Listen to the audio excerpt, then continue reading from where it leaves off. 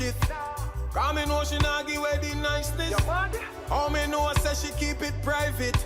Cause the grip not change from the tightness. Some say me mad, some say me not fi wife it. But I true them never sight nothing like this. Oh, she priceless. Hug her pillow and use her devices. Even when I go 1,000,000 miles away, my baby saves her love for me. She not give it away. And even when I'm gone, I know that she won't stray. Yes, she saves her love for me. She not give it away. She don't give it away, no. She not go stray. She don't give it away.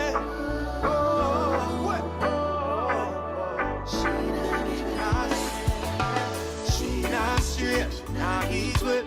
Good to be true, you what that they must say. She not straight. Yes, a very good morning. You're listening to UBC Radio Inspiring Uganda. My name is Leki. Welcome to the last hour. D Major telling us to have some respect from the victory reading. Now he plays at about 9 minutes after 9 o'clock in the morning, and it happens to be the last hour of the show. We promised that we'll be able to have a conversation about children, and here comes the expert. Let me take this opportunity to welcome Mr. Lumu Richard. Good morning and welcome to the Alibad Connect. Thank you. Good morning, Leki. Good morning to you. So how have you been? Not bad at all. From the last time we had a conversation on TV, you disappeared, you scattered, now you're back. Yes. You need to be able to teach the children. A little bit about yourself, Lumu Richard. I mean, give us something about information about you. Thank you very much. Good morning, our listeners. And I want to thank God for all your lives. And I want to thank you for being responsible parents. My name is Lumu Richard, as Liki has stated out. And Liki, well done. Thank you. Indeed, a long time. A long time. And I'm wondering how many kids you have. I have 2 children. Oh. So you have to teach us. I'm your consultant then. Yes. Because me have more. Okay. Ladies and gentlemen, my name is Lumu Richard once again. I'm a parent. I work with children. I work with 7 Dots program. That's 7 Days of Responsible Talks program. I work with children. And I'm also the executive director of Positive Parenting Uganda. As you can hear, all of those are connected to parenting and children. And I'm also a teacher. I do the skills and intellectual development programs for children. And I enjoy children and I love parenting. Okay. I want to ask you one simple question. What's inspired your organization to focus on supporting children? What inspired you? What inspired us? You look at what is happening to the children all over the world today, and especially in the working environment where parents are quite busy. And then for us, we say that when in the absence of parents, at least there should be someone who can add a voice to that of parents in raising the children. So actually, organization, we focus on guidance and counseling, especially children who go through different situations in life, and also giving support to young parents, even the older parents, we give them support by talking to the children, advising them, the guidance and counseling bit of it, and then you look at also the education bit of it. There are so many trends. The education has changed a great deal. Yeah. So we give also a lot in addition to our curriculum when it comes to professional and executive preparation of children in academics to our education system. All right. So what are some of the core values and principles guiding your work apparently? Basically is the parenting bit of it, the discipline bit of it, and the responsibility bit of it. Okay. Yes. All right. Now, for those who are listening in, remember, this is UBC Radio. We have a conversation about children, and this is not the first time I'm actually having a conversation with him. I was with him one time on TV, and he lectured us a lot. And there are so many challenges aligned with, facing, of course, the growth of children. What are some of the most pressing issues affecting children today? Oh, those are quite a number of them. Please. Especially the absence of parents. And as we discussed previously, the absence of parents makes a great impact on the children, whereby they have so many questions, nobody to answer. They need guidance, nobody to guide them. They need counseling, there is nobody. They are going through lots of stuff these days. I told some people that unfortunately our children are going through different challenges today, even more than us, the adults, just because of the so many things affecting them, things around them, the media, social media, bit of it, and the rest of that. So those are some of the things that that our children are going through. Absence of parents, there's no family structure, there is no follow through when it comes to the parenting bit of it. Children can do everything they want in their house, and the parents are not available. They invite in everybody they want. They go everywhere they want. So it makes it quite a challenge in parenting, and the children themselves and the parents themselves. Okay. Yes. So the absence is very, very important. Very, very, very important. Okay. That presence makes a lot. Actually, you realize that if you're far away from your children, if you're remotely controlling these children, when you are available and make the comparison, they are totally two different scenarios. Your absence and your presence makes you learn more of your children. Okay. Your availability. Your availability, yeah. You get to know how each one behaves, how they eat, how they sleep, how they behave, how they relate, all that. But if you're absent, you can, even if you're providing everything, you cannot tell what they're doing. You definitely cannot tell. And then another pressing factor are chaos in the home between mommy and daddy. So daddy has different challenges. Mommy, I want you to remember that wherever a problem happens, let it be at work, the ending point is home. Whereby you go back when a parent will come back when he or she is very tough, and then will end up slapping all the children, and the father will ask, why are you slapping the children? Or the mother will ask. At the end of it, they are chaos. So there are so many factors that bring chaos in a family, and at the end of the day, who is most affected? The child. So, and that one also drives the parents to negative language. Okay. You see, towards each other, the insults they're throwing at each other, all those have bad outcomes when it comes to the children. Remember, an environment where a child dwells impacts more his present and his future. Okay. So some of those factors embedded within actually cause lots of problems to the children. Yes. Okay. Well, I don't want to leave this issue aside. Poverty, yes. You've mentioned absence of parents, and also what comes with it. But I want to say that poverty is one of the killers of good relationship with kids. Yes. Now, I want to say, how does poverty, maybe abuse or maybe neglect, impact a child's development? How does poverty come in? Thank you very much.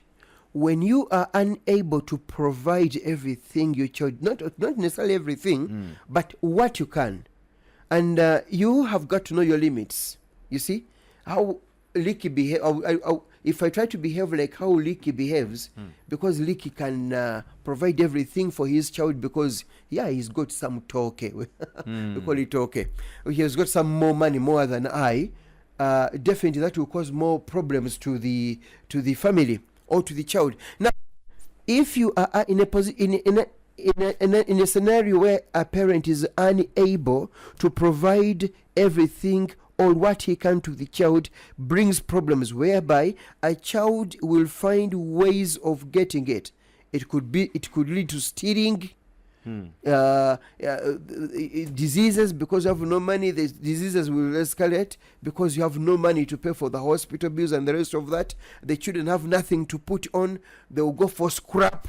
As I've said, it leads to stealing, moral decay in the society. All that are brought about by poverty. But then also, I encourage fellow parents to really, really make sure that they really work hard.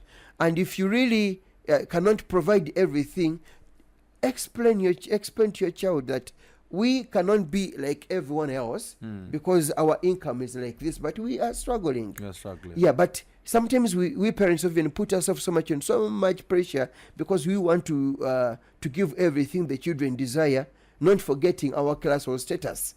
Okay. So I think it's very important to put it into consideration, and also know our limits. You see, our fingers are not the same; they are not equal. So as parents, we should really endeavor, and also show the children that through hard work you get a lot. If you're not working hard enough, definitely things will not come up the way you want.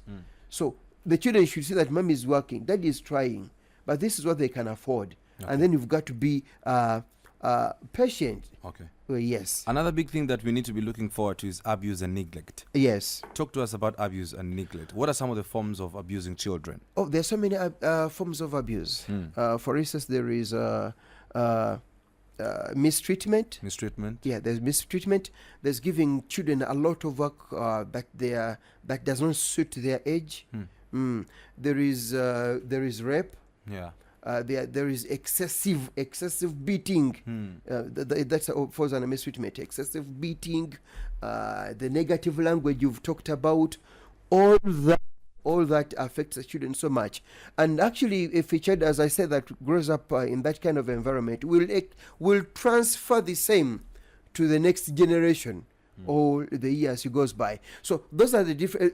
Another form of abuse and neglect is not looking after the children by feeding them. Feeding is very important. Okay. If a child goes a day without food, no tea, no medical care, no clothing, that is it goes under the child neglect bit of it, and also abuse, because the children also have their rights to enjoy what is available. So if we do not give it to them, especially while we can, it definitely becomes a form of abuse. And the neglecting part of it, these days we complain so much of, especially the fathers, neglecting the children. That's an abuse. You see, it's very important if we give the children the due diligence, the due, what they're supposed to get. Give them the freedom to express themselves. Give them the clothing bit of it. Protect them. It's an abuse if you do not protect the children's rights in any form. For instance, if you see someone mistreating a child and you do not report it to the authorities, then you also become part of the problem. Yeah. If you see anyone, as I've said, abusing or a child neglected, and then the society does nothing, then this child is actually left to none.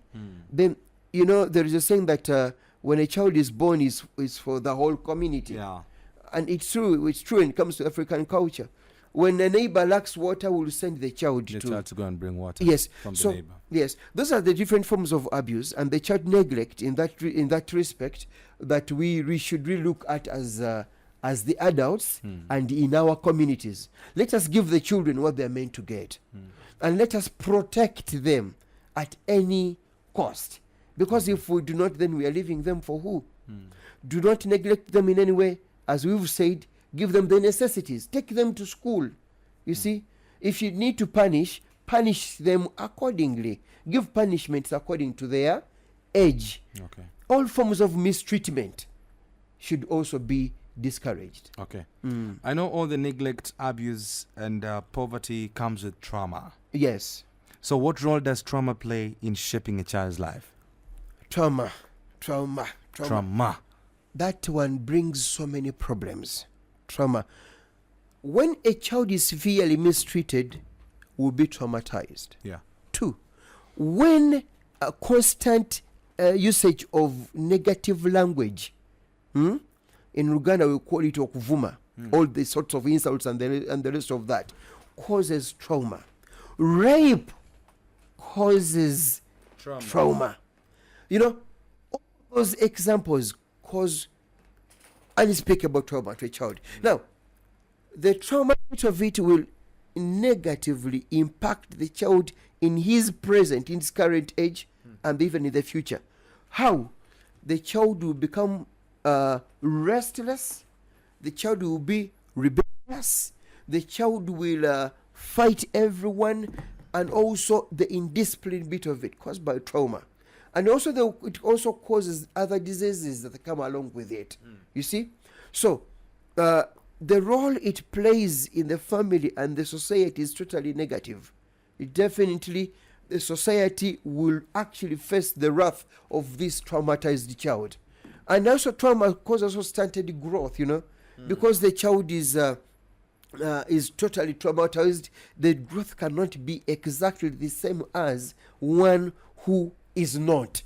So the trauma bit of it, the rape bit of it, the mistreatment, the excessive usage of negative language, and also all sorts of insults, the excessive beatings will definitely cause trauma to the child. And then his education also is highly impacted. His or her education. He will not play with his friends or her friends well. Actually, such children play, they play rough games. They isolate themselves? Yes, trauma, of course, causes trauma. Isolation. And also can also cause suicide. Okay. Children who are traumatized tend to have suicidal tendencies. And thoughts, yeah. Yeah, thoughts. So definitely the results will not be good when a child is totally traumatized. I think what the parents should do, the community, is to make sure that we provide an environment that is good for the children, and this to give support and constant guidance and counseling to the children who have gone through such situations, and also identifying cases of that sort in the community or in the different families.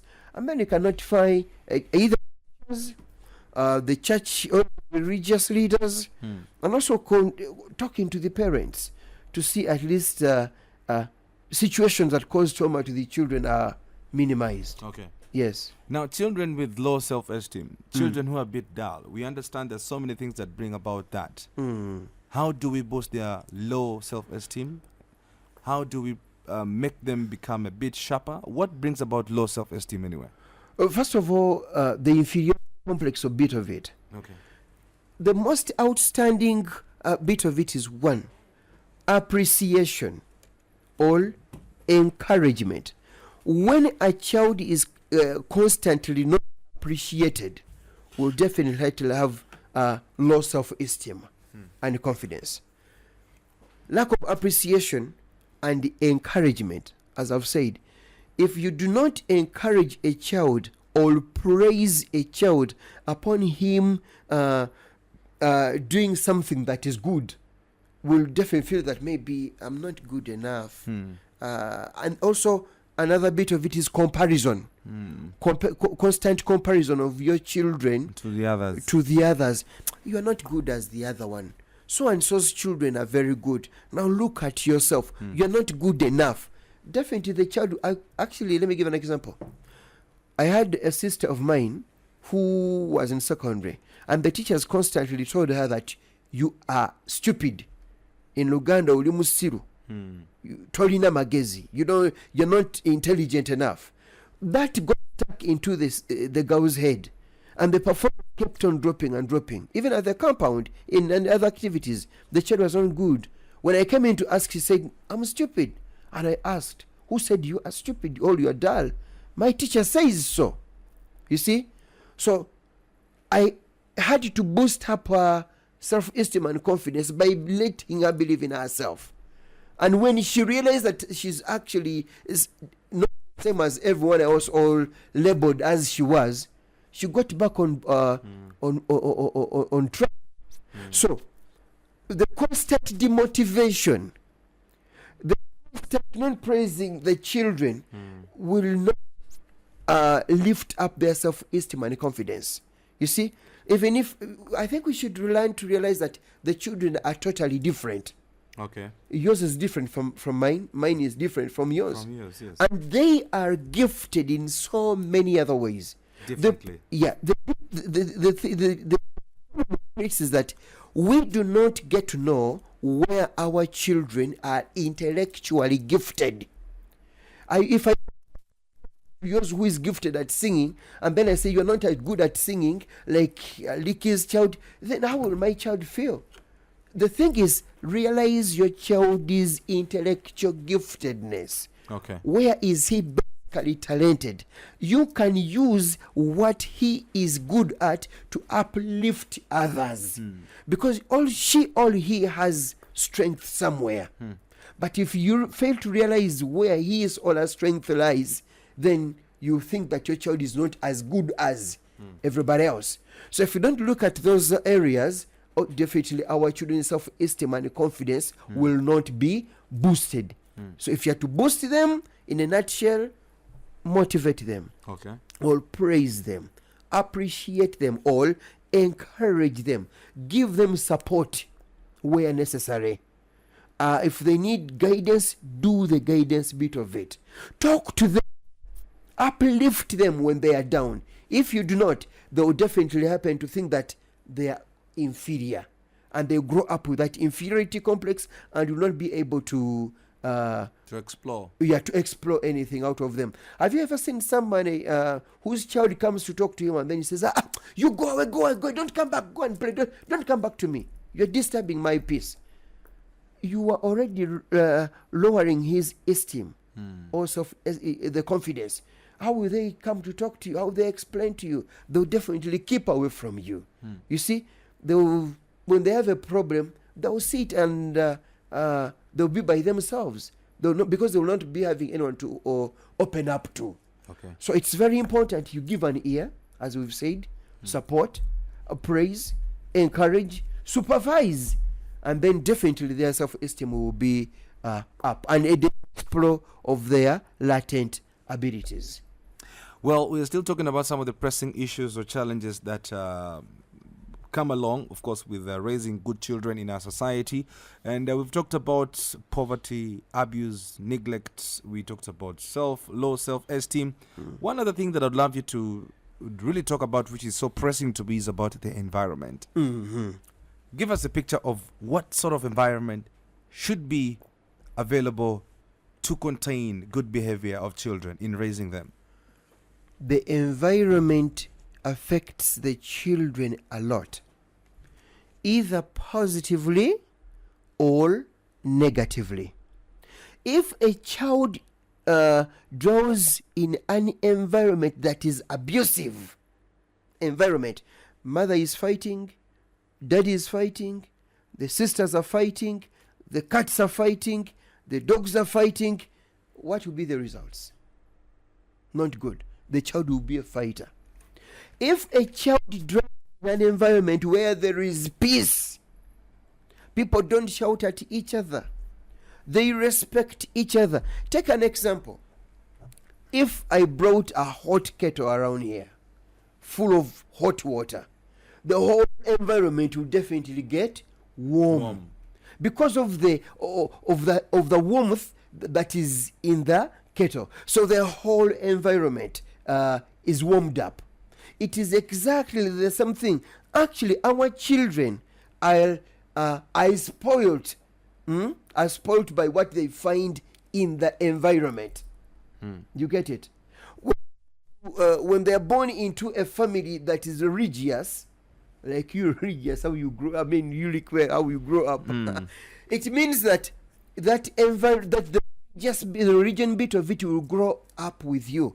By the way, I tell parents that in an environment where a child grows in determines the kind of future this child is going to have.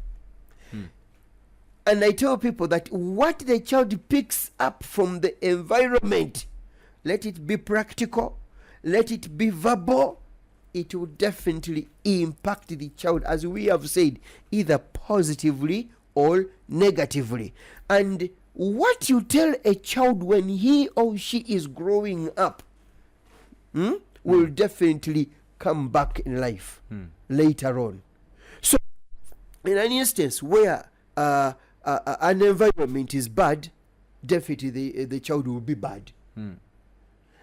You are religious, I am religious, we are good, I'm good, you are good, because when you look at the environment where you grew up from, did a good job. Yes. Yeah.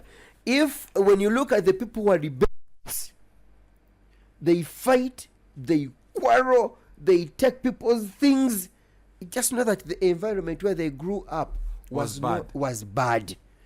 Now, there are people who say that I will not do that. Why? Because I didn't grow up doing it. The parents discouraged it. And the community also plays a big role, because we have the environment, we have the home environment, we have the community environment, we have the school environment, we have the church environment. You understand? All those different play a pivotal role in the development of the children. You see? If a child is constantly in church, you know the results. Okay. If a child is constantly at school and the school encourages recreational activities, the child will be good there. So that is the opposite.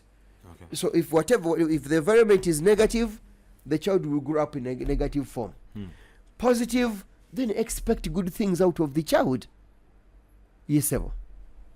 You're listening to UBC Radio Inspiring Uganda. I still have Lumu Richard here talking to us about raising good kids. And we've talked about some of the pressing issues. If at all there is anything that you'd love to share with us, our phone lines are very open. If you need any advice, please, if you would love to be part of today's program, you can actually come on our social media platforms and hit the comment section on our Facebook. Something is running there in terms of raising children. And you can as well, by the way, call 0776 511 426 is the number you can call and talk to us. Well, things have changed. When you look at how we were brought up, we all know that apparently, of course, children's rights are supposed to be respected. But here's the thing, if a child does wrong, sometimes parents tend to be a bit harsh and hard on kids. As an expert, let's talk about canes and chibokos. 102. If a child does wrong, lately it is a very different story. When you beat up a child, to some extent, yeah, it gets drowsy. Talk to us. Is it okay for us to always have like 1 or 2 chibokos to discipline them? Even the Bible says that as well. But the law in Uganda is turning out to become something else. Give us a tip. Now, there are so many forms of disciplining children. Okay. I think the caning bit of it wouldn't be that bad. Okay. Unless misused. You realize, you and I, we had chibokos. They gave us chibokos. At school, they could give you 50. Some of us could give us 60. Yeah. At home, your father comes and gives you what he does, what he can give you, and then, hey, man, you're afraid of the guy who get chibokos. There are advantages and disadvantages associated. You see, if you constantly use the stick, the children will get used. It came a point. Usually, for us when we were growing up, it came to a point when we were used of the canes. You see, when the bumps are used of the canes, the child will come. You give your canes, and nothing much happens. After all, he or she is used. Now, I think if it's to the extreme, if I give just one simple one, 2 strokes, not exceeding that. There are parents who go to the extreme, slaps, kicks, 1,000 canes, push. Oh gosh, that is not good.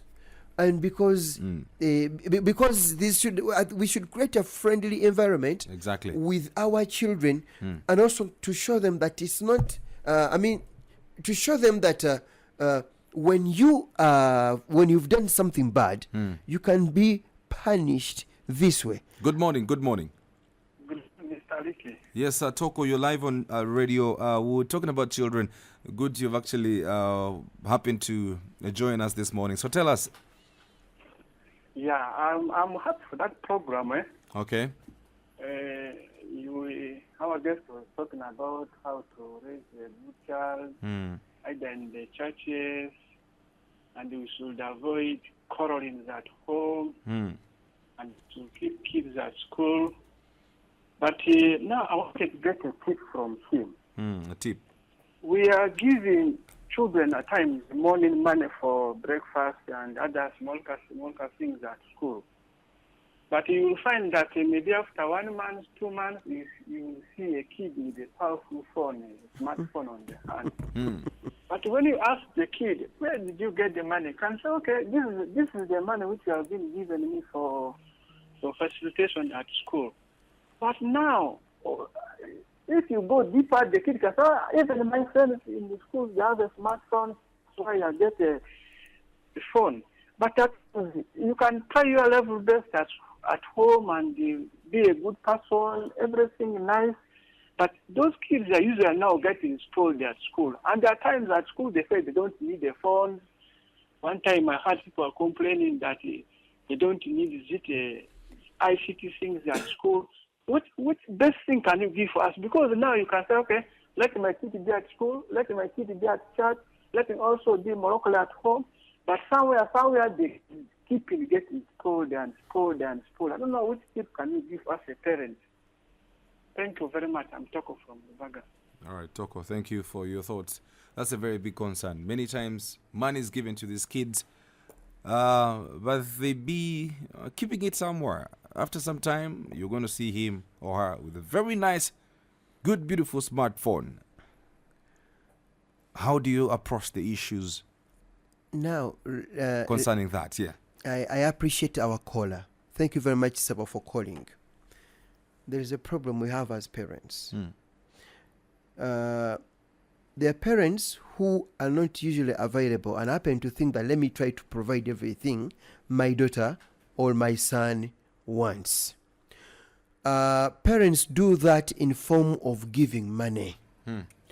When we get our children used to money, when we our listeners, listen to me.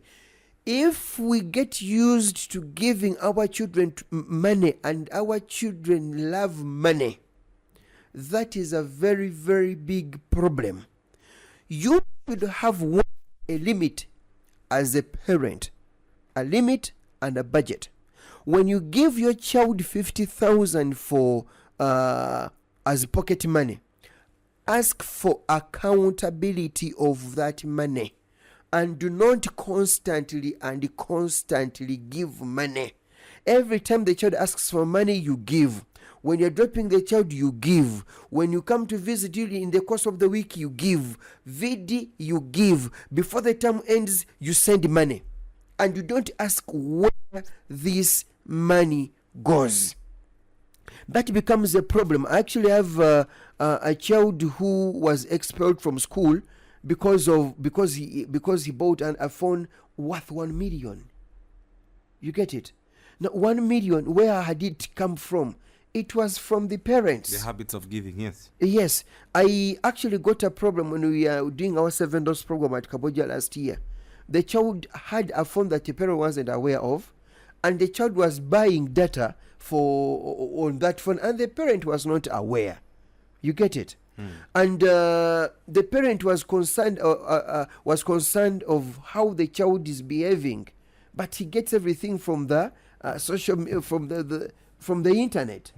And then when the child came to me, he said, I have data, I have the phone because my parents gave me money. And when I asked the parent was like, I'm not aware. I asked the parent, how much do you give the child? And the parent said, I normally give 150, 200,000, 300,000. And actually the child we realized the child had a lot of money. Now, to all parents out there, don't just give money. Let the child know that actually me, when my sons are going back to school, they give them is one for washing my car. You get it? You first let them work. Yes, they have to work. They don't go back to school and I give them money for nothing. They have to work. If there is any addition that I'm giving them, I will notify them this is an addition as a parent. But today, the other time you worked here, I'm paying you this much. And this much I'm giving it to you, or you're going to leave some behind. And the one I'm giving you, you have to give me accountability of this money, how you've used it. Because remember, at school, they provide everything. breakfast, lunch, even supper. You get? So why should you give a child 300,000? All 500, even others give them 1 million, and they even add them, and they're like, I don't care how you use it. Now, let the parents limit. Even if a child comes and cries to you, my children have so much money, they are them. Your child not compare him or herself to other children. Your account is not the same as the other one. Let the children learn to live by what they have. Let the children learn to accept who they are. If they do not, they still. Those are the children who are expelled from school. You see? They will steal, they will fight, they will come to with lots of things, they will be expelled. Like, it's very bad for a child to be expelled from school because of a particular habit. It's very, very, very bad. So fellow parents out there, limit how much you give your children, and that how much you give, let the child give an accountability of how he has used that money. You have children who have lots of money in your house and you are not aware. You get it? You have children in your houses who have expensive phones and even laptops and tablets, and you do not know. So fellow parents, I encourage you, let us limit how much we give our children. The schools look after the children very well. You've paid school fees. And by the way, Licky, there's some parents who also give money to the children, and it's total against the school rules. Yeah. The schools don't give children pocket money. And the parents end up, okay, you have this one. What is he or she going to use it for? There's some schools that put pocket money on top of school fees. And you pay school fees with pocket money inclusive. And parents end up still giving children what? Money. Then you are teaching your child to have things in school illegally. What is he going to use it for? Okay. For instance, you gave the children 150 when he was going to school. You see, it's not accounted for. But everything was provided, and the school was also giving pocket money. Second term, you also give extra money. You did not ask where the other money went. You see? So sometimes we end up being the problem to the children ourselves as parents. All right. Yes, sir. So in terms of advocacy and policy, what policy changes would you like to see to better support children in Uganda? Policies. Is there a very good representation, of course, in terms of policy and advocacy? What I would definitely give is, one, increase, enhancement of security. Yeah, to children. On a community basis, because it starts with the community. If we can have families supporting families in terms of in support of children's rights, security, and education, if families can best back up each other. Your children do not go to school. Where do I go to report? Because there is UPE. I'm actually wondering why there are so many children loitering out the streets and in the villages when there is UPE. No matter the stature of the school, let the children go there. You see? So the government should enforce the policy of allowing children be in school, starting with the communities. There are some leaders in some communities who are like, if we find your children at home, we are going to be caned or you are going to be arrested. Why can't it be enforced? Why should we have children in Uganda who don't know how to read or write? I don't know where Yuriki went. I studied under a mango tree, my P1 and my P2. But the content I got there is helping me, shaped me to be who I am. You see, whether they're buildings or not buildings, let the children go to school. And two, Licky, let the government have a policy of punishing teachers who do not come to teach children, especially in the government schools. Let it be enhanced. Looking and punishing teachers who do not go to school, communities supporting the families where the parents seem not to be caring about the children's education. Basically those two. And the third one could be children's protection. Okay. Yes. I want us now to shift the conversation to your organization, since we're also trying to run out of time. How do you provide emotional support and counseling to the children that you serve? I mean, to the organization as well. You being an emotional intelligence expert. Thank you very much. On a tip, I mean, what exactly do you give them out? First of all, for us, we do the intellectual, the skill and intellectual development. Okay. We give this in terms of support, guidance, and counseling. And by the way, we also do effective communication skills because we want to bridge the gap in the education bit of it. Now, excuse me, we give the support to our children because they are doing, some children are going through a lot. We give the emotional support and encouragement. We give the due appreciation and praise because these ones, we've seen them working for children, all those we have worked with. Okay. They have changed morally, intellectually, and also physically. Okay. We've ended up creating communities that, the schools especially, that are supportive to each other. And we encourage these children to transfer what they have learned, exactly what they have learned from school to their homes. When it is transferred to their homes, the community is also better. And those children we have touched, we encourage them when they go back in their communities. By the most of them, they have gathered their fellows. Okay. Actually, we support child-to-child education. Child-to-child Yeah. education. What a good thing you teach to a child will definitely transfer it to another one. Okay. And the other one will also, this actually becomes an inspiration Okay. to the others. Okay? So she or he will go and tell them that, don't do this. These are the effects of doing that. Then the child will end up lighting so many candles in that respect. So we work with children, supporting them, and we teach the emotional intelligence bit of it. Not we teach, we encourage, we develop the emotional intelligence bit of it, whereby if you don't like it, then another person also doesn't like it. Doesn't like it. If you do not want to be hurt, then why do you end up hurting others? Okay. If you want to be respected, it means that the other person also needs what? Respect. So it goes on and goes on and that, on like that and like that. And the peace prevails in the communities. And where we offer these services, actually, the children are doing very, very well discipline-wise. Okay. We encourage total discipline, communication, one-on-one communication, mutual living with one another is highly appreciated with these children. So that's what we do, and we gather children together, especially in the December holidays, in the 7 Dots program, like the one we are yet to have at Mugwanya Preparatory School from the 13th to 19th.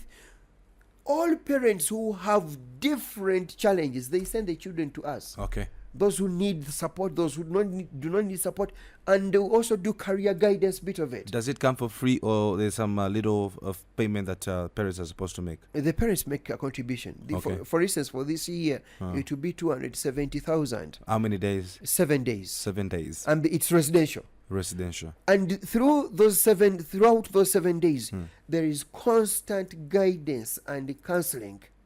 In Luganda, we call it okuwulirira. Okay. No child comes to that program and goes back the same. Actually, for now, I rate it as the #1 program for holiday program for children. So now, how do you plan to expand your service and the reach out? Of course, we talk a lot. We have how you invited us. Okay. We reach out to different communities, churches, and schools, basically, that invite us to do these talks and those holiday programs that we organize. And also others come to our office along Gayaza Road at Imperierwe. And then we reach out even to those who call on us. Because, for instance, there are family gatherings, there are church gatherings, the school gatherings. We reach out to such upon invitation. Yes, sir. Okay. You're still listening to UBC Radio Inspiring Uganda. If you'd love to get in touch with Lumu Richard, is up in here. you'll be able to guide. You need to guide the listeners on, of course, how they can reach out to you. Thank you. Our listeners, you can visit my YouTube channel. Just put Lumu Richard Unlimited. There are so many talks there about parenting. You can come to our office along Gayaza Road. After Mpereru, as you go to Mpereru, I mean to go Gayaza, there is Kado Petrol Station and Mavoza Academy. They will see Golden Time and 7 Dots offices. You can also call on us on WhatsApp on 0776 96 5011. Those are the numbers. Even Airtel 0701 654 860. Okay. Before I let you go as well, I need to ask about partnerships. I mean, what sort of partnerships or collaborations are you pursuing per now? Do you have any collaborators that you're working with? Yes. Currently we work with schools. Okay. We're also partnering with. For instance, we're partnering with Gaza Junior School. We are partnering with St. Savio. We are partnering with the Mugwanya Preparatory School. And we welcome organizations that can work with us. We've also the previous partnered with Ford Foundation and International Institute for Rural Reconstruction, who did a good job in northern Uganda and 5 districts. Okay. And we welcome also other people, Okay. organizations, individuals that love children, that love parenting. Okay. If you talk the children's language, you talk about the parenting language, please come and be partners with us. Okay. You talk about education, please come and be partners with us. For the expert insights, what advice would you give to parents or caregivers struggling to support their children in last? Struggling to give their children, Yes. I would say, do not give up. Okay. Do not give up. Just make sure you try your best. The thing is not trying. Okay. Try as much as you can to support your children. Try as much as you can to love your children. Try as much as you can to appreciate your children. Try as much as you can to uplift the children. Try as much as you can to protect the children. Try as much as you can to be present for the children. Try as much as you can to prevent domestic violence and all sorts of chaos in our communities and in our homes and in our schools, and follow up on your children. You have no structure, you have no plan, you are heading nowhere. Okay. Yes, in your journey of parenting. All right. You mentioned, of course, social media platforms. But if someone would love to reach you on calls, how can they reach you out? The numbers are 0701 654 860. MTN is 776 96 5011. That is the one on WhatsApp. Before I let you go, much more of the activities coming up in December. What sort of things do we put on table as parents? You said entry, of course, the fee is 200 and what? 270. What else? Of course, what is the package? It comes with what? Oh, it comes with a lot. It comes with career guidance, and through those 7 days, we bring in different experts and professionals. Okay. Responsible people who inspire children. We bring pilots, engineers, reverend fathers, shepherds, reverends, to talk to the children. And we bring also teachers, people from all walks of life, so members of parliament, government representatives. They come and talk to the children on a daily basis. And then we have the cultural evenings, because we believe that if children do not learn their cultures, they're heading nowhere. And we want them to appreciate their culture. They dress up the culturally. Actually, we make a fireplace, and then we sit around it, and we invite parents. Okay. That's another special thing with our program. We invite parents to also to come, because if the way I speak to my child is not the same way Ricky will speak to him. And sometimes our children get used to our voices. If they don't listen to somebody else or they don't hear from somebody else, they'll take it for granted. So we give the children what actually 7 Dots, we are parents. Just know that we are your fellow parents in your absence. All right. Yeah, so we give different talks about emotional intelligence, effective communication skills, personal and interpersonal management, career guidance, region, all that. We talk about it. Thank you so much, Mr. Richard Lumu, for taking your time coming to UBC Radio. Thank you, sir. All right. We have about 2 minutes to 10 a.m. in the morning. News is coming up. I'll be able to see you next weekend. For now, have yourselves a wonderful weekend. Thank you so much. DJ Khaled.